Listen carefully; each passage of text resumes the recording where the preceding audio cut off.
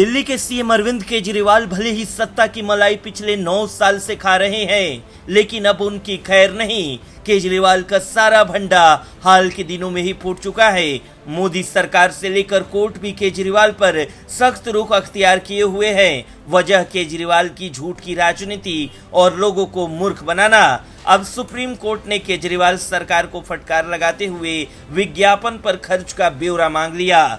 दिल्ली सरकार ने regional rapid transit system project के लिए फंड देने में खुद को असमर्थ बताया था। इस पर सुप्रीम कोर्ट ने पिछले 3 सालों में हुए विज्ञापन पर खर्च का ब्यौरा मांग लिया।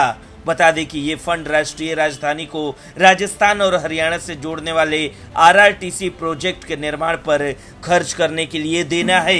वहीं कोर्ट ने आप सरकार को 2 हफ्ते के भीतर विज्ञापन पर खर्च का ब्यौरा देने को कहा है। कोर्ट ने ये निर्देश तब दिया जब दिल्ली सरकार की ओर से पेश वकील ने बेंच को बताया कि फंड का अभाव है। कोर्ट ने कहा कि आप चाहते हैं कि हम जाने कौन सा फंड कहां खर्च कर रहे हैं। विज्ञापन का सारा फंड इस प्रोजेक्ट के लिए डाइवर्ट करना चाहिए।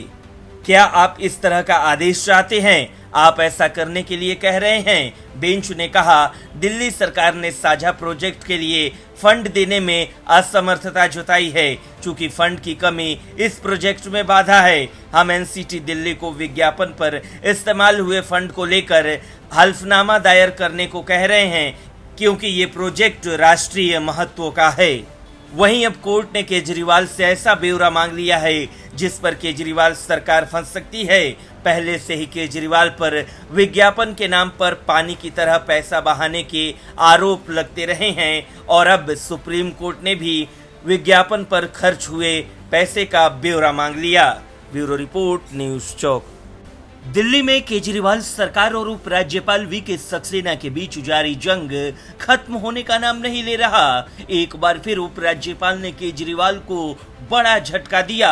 दिल्ली के उपराज्यपाल वी.के. सक्सेना ने तत्काल प्रभाव से 400 लोगों की सेवाएं समाप्त कर दी। ये लोग दिल्ली सरकार से जुड़े विभिन्न विभागों, कॉरपोरेशन, बोर्ड और पीएसयू में नियुक्त थे। बयान में कहा गया है कि इन लोगों की तैनाती में पारदर्शिता का पालन नहीं किया गया था, जिस वजह से इन्हें टर्मिनेट कर दिया गया। उपराज्यपाल कार्यालय की ओर से जारी किए गए बयान में कहा गया कि इन नियुक्तियों में अनुसूचित जाति, अनुसूचित जनजाति, अन्य पिछड़ा वर्ग के उम्मीदवारों के लिए आरक्षण नीति का पालन नहीं किया गया है। ये लोग दिल्ली सरकार के विभिन्न विभागों और एजेंसियों में फेलो, सहायक फेलो, सलाहकार, उप सलाहकार, विशेषज्ञ, सीनियर रिसर्चर, अधिकारी और कंसल्टेंट पदों पर नियुक्त थे। दरअसल इन पर आरोप है कि इनमें से कई उम्मीदवार इन पदों के लिए पर्याप्त शैक्षणिक योग्यता को पूरा भी नहीं करते थे। कई उम्मीदवार ऐसे हैं जिनके पास इन पदों के लिए पर्याप्त अनुभव भी नहीं है, लेकिन फिर भी उचित मानदंडों का पालन किए बिना इनकी नियुक्ति कर दी गई। उधर मामले को लेकर दिल्ली सरकार का कहना है कि एलजी के पास कर्मचारियों को नौकरी से निकालने की शक्ति नहीं है। उनका रवैया संविधान के खिलाफ है। उनका एकमात्र उद्देश्य हर दिन नए तरीके खोजकर दिल्ली सरकार को पंगु बना देना है, ताकि दिल्ली के लोगों को इससे पीड़ा हो। नौकरी से निकाले गए ये कर्मचारी IIM Ahmedabad, Delhi school of economics जैसे प्रतिष्ठित कॉलेज और यूनिवर्सिटी से जुड़े हुए थे। इन्हें उचित प्रक्रिया और प्रशासनिक नियमों के तहत नियुक्त किया गया था। दिल्ली सरकार ने कहा कि एलजी पूरी तरह से दिल्ली को नष्ट करने में लगे हैं। वो इन 400 प्रतिभाशाली युवाओं को दंडित करना चाहते हैं, क्योंकि इन्होंने दिल्ली सरकार से जुड़कर काम करना चुना। इन कर्मचारियों को कारण बताओ नोटिस तक जारी नहीं किया गया, न ही उनसे कारण या स्पष्टीकरण मांगा गया। एलजी के इस असंवैधानिक फैसले को कोर्ट में चुनौती दी जाएगी। ब्यूरो रिपोर्ट, न्यूज़ चौक। दिल्ली में शराब घोटाला केजरीवाल के लिए आफत बनता जा रहा है। केजरीवाल लाख चिल्ला रहे हैं, लेकिन कोर्ट ये बात मानने के लिए तैयार नहीं है कि घोटाला नहीं हुआ था। इसका सबसे बड़ा सबूत है दिल्ली के पूर्व उप मुख्यमंत्री मनीष सिसोदिया का पिछले 6 महीने से जेल में रहना। सिसोदिया छटपटा रहे हैं, गिड़गिड़ा रहे हैं, लेकिन कोर्ट उन्हें जमानत देने के लिए तैयार नहीं है। एक बार फिर दिल्ली हाई कोर्ट ने सिसोदिया को जमानत देने से इनकार कर दिया। कोर्ट ने एक्साइज पॉलिसी मामले में मनीष सिसोदिया की जमानत याचिका खारिज कर दी। कोर्ट ने इस मामले में आम आदमी पार्टी के पूर्व मीडिया प्रभारी विजय नायर, हैदराबाद के उद्यमी अभिषेक बोयनपल्ली और विनय बाबू की जमानत याचिका भी खारिज कर दी। ईडी की ओर से दर्ज धन शोधन के मामले में ये सभी सह आरोपी हैं। दिल्ली हाई कोर्ट में ईडी ने मनीष सिसोदिया को जमानत देने का विरोध किया था। ईडी ने कहा था कि मनीष सिसोदिया के पास 18 से ज्यादा मंत्रालय थे, वो बहुत प्रभावशाली व्यक्ति हैं। अगर उन्हें जमानत दी जाती है तो वो जांच को प्रभावित कर सकते हैं। मनीष सिसोदिया को 26 फरवरी को सीबीआई ने गिरफ्तार किया था, तब से वो तिहाड़ जेल में बंद हैं। गौरतलब है कि दिल्ली सरकार ने नई शराब नीति 17 नवंबर 2021 को लागू की थी, लेकिन भ्रष्टाचार के आरोप के बीच सितंबर 2022 के अंत में इसे वापस ले लिया गया। वहीं इससे पहले हाई कोर्ट सीबीआई वाले मामले में 30 मई को उन्हें जमानत देने से इनकार कर चुका है।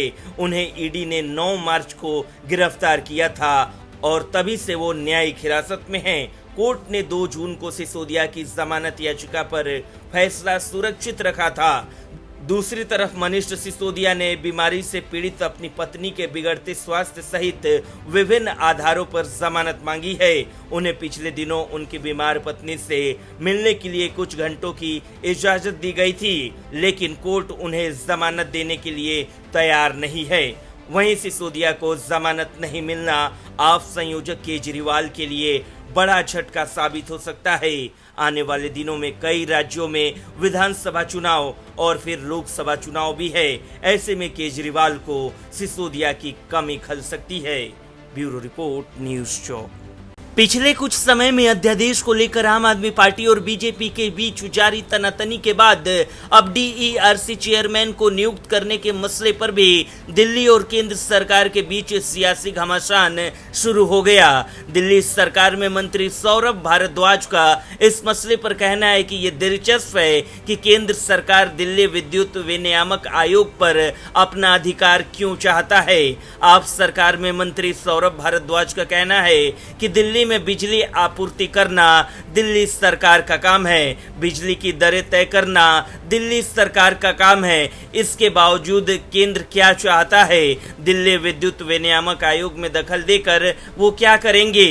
क्या वो दिल्ली में बिजली की दरें महंगी करना चाहते हैं? क्या वो सब्सिडी बंद करना चाहते हैं? एलजी को अचानक क्यों लगा कि डीईआरसी चेयरमैन की नियुक्ति केंद्र के मुताबिक की जानी चाहिए? सुप्रीम कोर्ट ने कहा था कि डीईआरसी चेयरमैन की नियुक्ति चुनी हुई दिल्ली सरकार करेगी। फिर भी एलजी विनय कुमार सक्सेना ने एक नया अध्यक्ष नियुक्त करने की कोशिश की है। मेरा मानना है कि जिस तरह से एलजी बार बार सर्वोच्च न्यायालय की अवमानना करने का प्रयास कर रहे हैं, वो सिस्टम को चुनौती देने जैसा है।